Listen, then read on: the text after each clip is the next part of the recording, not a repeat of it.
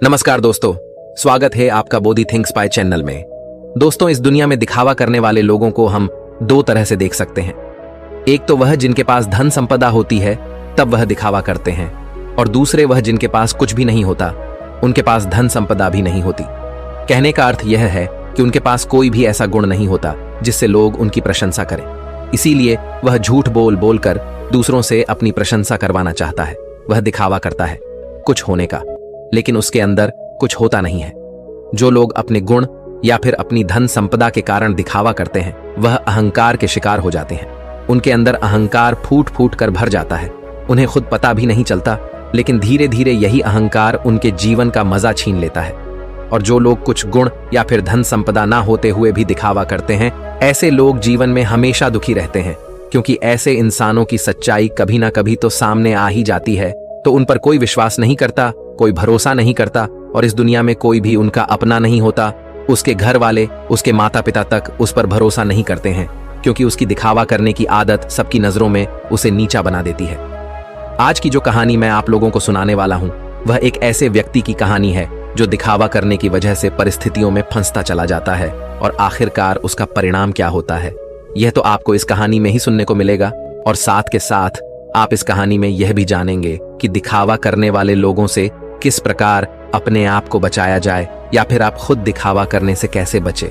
यह सब आपको इस कहानी में सुनने को मिलेगा। इससे पहले कि आप इस कहानी में खो जाएं, इस चैनल को सब्सक्राइब करके बेल नोटिफिकेशन को जरूर दबा देना। कभी कभी जीवन आपको बड़ी मुश्किल में डाल देता है। ऐसे ही मुश्किल में राजेश नाम का एक युवक फंसा हुआ था। उसे अपने घर से निकले हुए बहुत समय हो गया था। कई महीने बीत चुके थे। वह अपने घर से यह कहकर निकला था कि मैं नगर में कमाने के लिए जा रहा हूं, लेकिन बहुत समय बीतने के बाद भी उसे कोई काम नहीं मिल रहा था। इसीलिए उसने निश्चय किया कि वह किसी भी तरीके से अपनी कमाई का साधन बनाकर रहेगा। उसने अपने ही जैसे 3-4 युवकों की टोली बना ली थी, और उन सब ने योजना बनाई थी कि वह किसी भी धनवान व्यक्ति को बुद्धू बनाकर उसका धन उससे हासिल कर लेंगे। छल कपट, झूठ और प्रपंच, यही राजेश और उसके साथियों के हथियार थे। उन्होंने ने योजना तो बना ली थी, लेकिन उन्हें यह समझ में नहीं आ रहा था कि वह अपने शिकार को ढूंढेंगे कैसे, और ढूंढने के बाद उसे बुद्धू बनाकर उसका धन कैसे लूटेंगे। आखिरकार उन चारों ने योजना बना ली। उनकी योजना थी कि वह किसी ऐसे स्थान पर जाएंगे जहां पर बहुत सारे अमीर लोग आते हों, और वहां पर उन अमीरों में जो भी आदमी सबसे ज्यादा दिखावा करेगा, उनका शिकार वही होगा। उन्होंने नगर में एक ऐसी जगह ढूंढ ली थी जहां पर नगर के ज्यादातर अमीर लोग जुआ खेलने के लिए आते थे।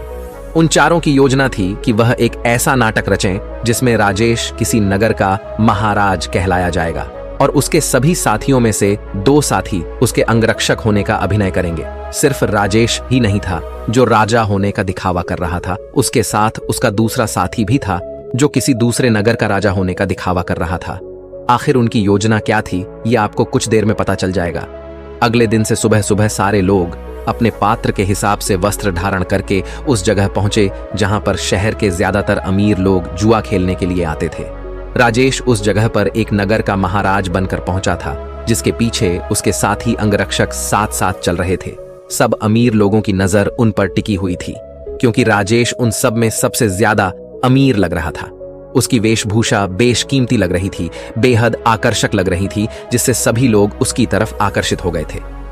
कुछ समय बाद राजेश एक ऐसी जगह पर जाकर बैठा जो सिर्फ बहुत जरूरी लोगों के लिए बनी हुई थी। जब राजेश वहां पर जाकर बैठा तो उसके अंगरक्षक वहीं उसके पास खड़े हुए थे। सब आपस में चर्चा करते हुए एक दूसरे से पूछ रहे थे कि यह किस नगर के महाराज हैं। उसी भीड़ में राजेश का एक और साथी मौजूद था।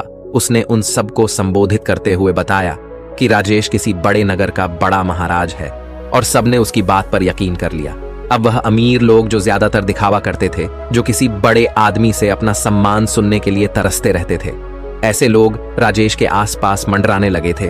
वह राजेश को किसी बड़े नगर का महाराज समझ रहे थे, और वह ये सोच रहे थे कि अगर इनसे हमारा परिचय हो गया तो हो सकता है भविष्य में यह महाराज हमारे कुछ काम आ जाए। थोड़ी देर बाद वहां पर दूसरा राजा भी पहुंचा जो राजेश का ही एक साथी था, और वह भी राजेश की तरह राजा होने का दिखावा कर रहा था। वह दूसरा राजा राजेश के ठीक सामने आकर बैठ गया। कुछ देर एक दूसरे से बात करने के बाद दोनों ने जुआ खेलने का निश्चय किया। कुछ समय बाद जुए की बड़ी बड़ी बाजियां खेली जाने लगीं, और राजेश जो किसी नगर का महाराज होने का दिखावा कर रहा था, वह इस जुए में बहुत बड़ी रकम हार गया। लेकिन जब राजेश ने हारी हुई रकम निकालने के लिए अपनी पोटली ढूंढनी चाही तो उसे अपनी पोटली मिल ही नहीं रही थी। बहुत देर ढूंढने के बाद भी जब उसे पोटली नहीं मिली तो वह गुस्से से भरकर अपने अंगरक्षकों को डांटने लगा और डांटते हुए उनसे अपनी पोटली के बारे में पूछने लगा। लेकिन उसके अंगरक्षकों के पास इसका कोई जवाब नहीं था। वह सब नीची गर्दन करके खड़े हुए थे। राजेश ने बड़े ही शांत स्वर में अपने सामने बैठे हुए राजा से कहा कि देखिए, लगता है कि हमारी सोने के सिक्कों से भरी पोटली कहीं पर गुम गई है।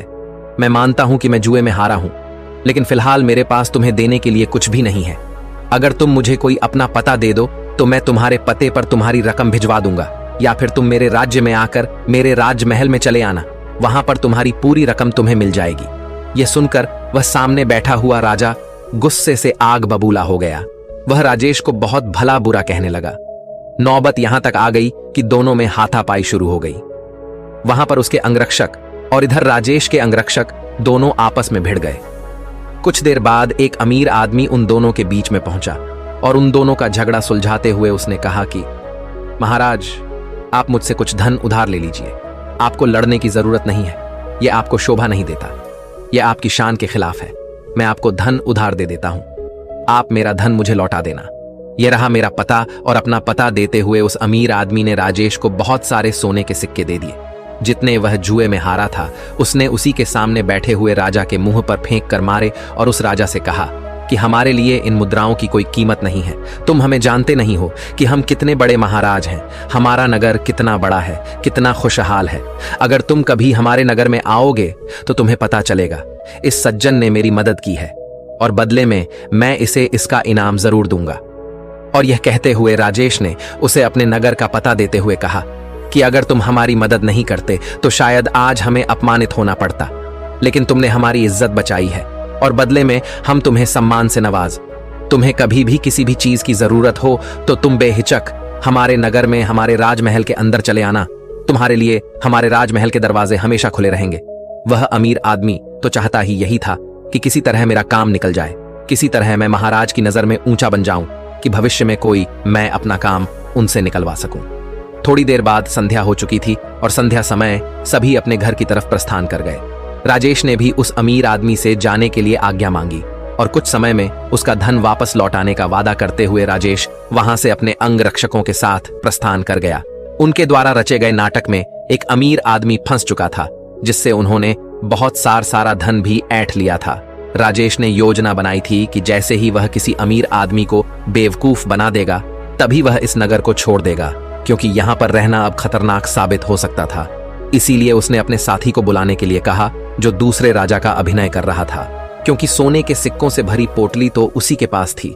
लेकिन बहुत ढूंढने के बाद भी राजेश का साथी उसे कहीं नहीं मिला।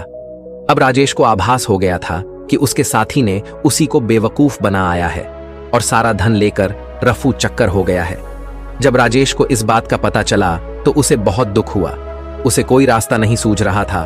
बिना धन के वह इस नगर को छोड़ भी नहीं सकता था, क्योंकि कहीं जाने के लिए भी धन चाहिए था और जिस अमीर आदमी से उसने धन उधार लिया था वह उसे इस नगर में जरूर किसी न किसी दिन पकड़ लेगा, और जिस दिन वह उसे पकड़ लेगा उसे लंबी कारावास हो जाएगी।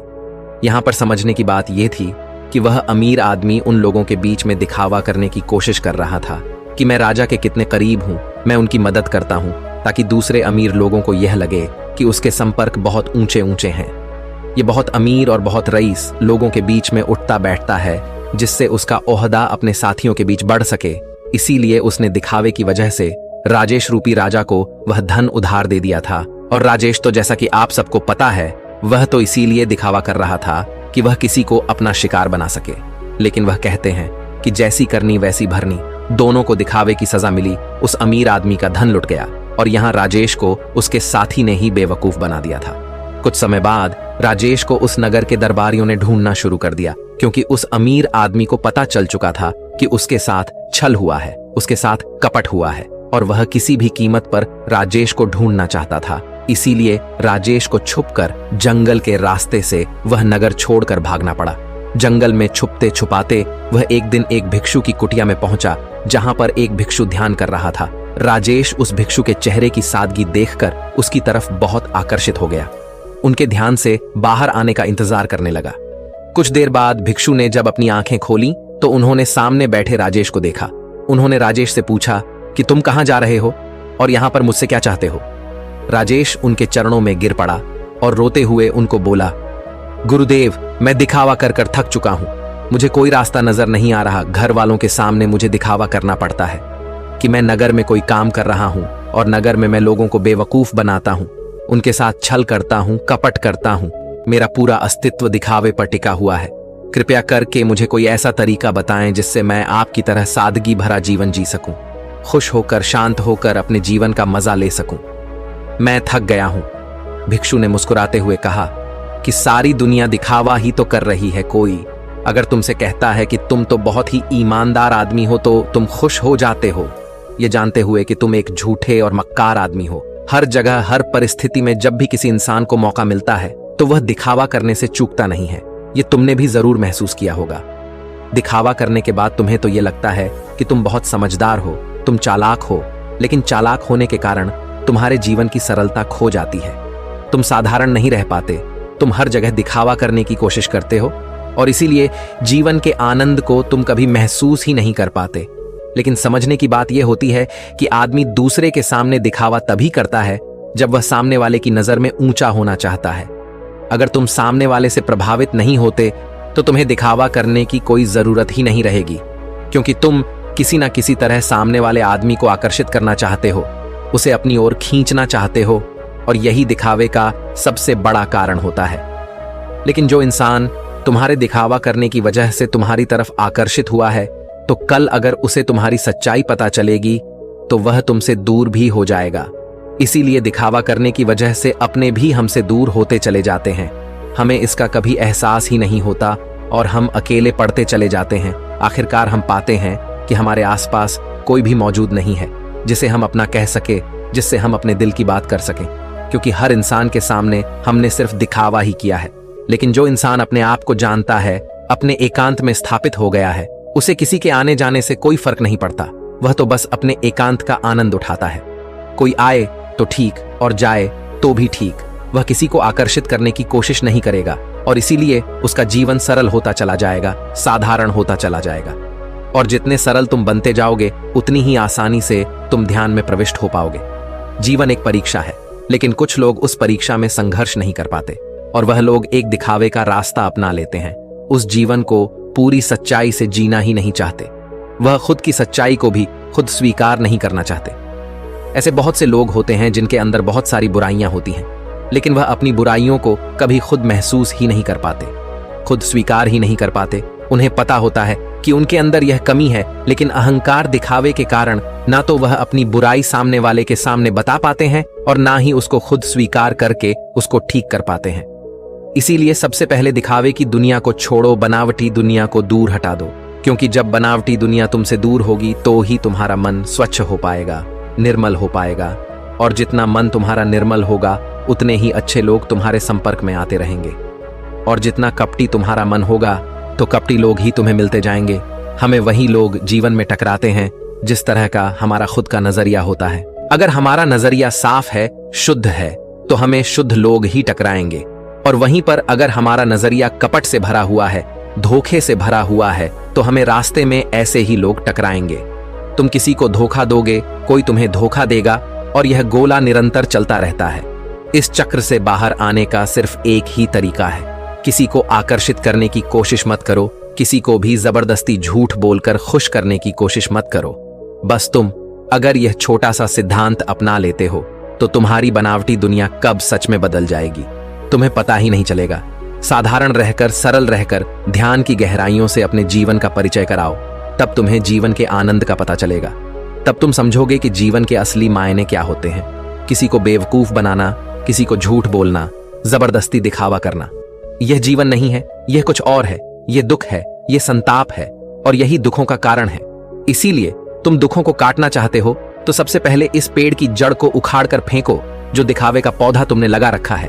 और यह कहकर वह भिक्षु कुटिया के अंदर चला गया। उनके जाने के बाद राजेश ने महसूस किया कि उसके जीवन में जितनी भी समस्याएं हैं उसके पीछे मूलभूत कारण उसका दिखावा ही है। अगर वह दिखावा करना छोड़ देता है तो जाहिर सी बात है वह झूठ बोलना भी छोड़ देगा। फिर कैसी भी परिस्थिति हो वह सिर्फ सच बोलेगा, और जब सच बोलने की हिम्मत उसमें आ जाएगी तो उसका जीवन खुद ही परिवर्तित हो जाएगा। ऐसे ही विचारों में डूबा हुआ वह उस जंगल को पार कर गया। तो दोस्तों, आपने आज के इस वीडियो से क्या सीखा वह मुझे आप कमेंट में बता सकते हैं। इसी के साथ में उम्मीद है कि आपको आज की वीडियो पसंद आई होगी, तो इस वीडियो को उस इंसान को शेयर करें जिससे ये कहानी सुनने की जरूरत है, और उसी के ठीक बाद चैनल को सब्सक्राइब करें। तो चलिए फिर मिलते हैं ऐसी एक और नई वीडियो में एक नए मैसेज के साथ। तब तक के लिए अपना ख्याल रखें। धन्यवाद और नमो बुद्धाय।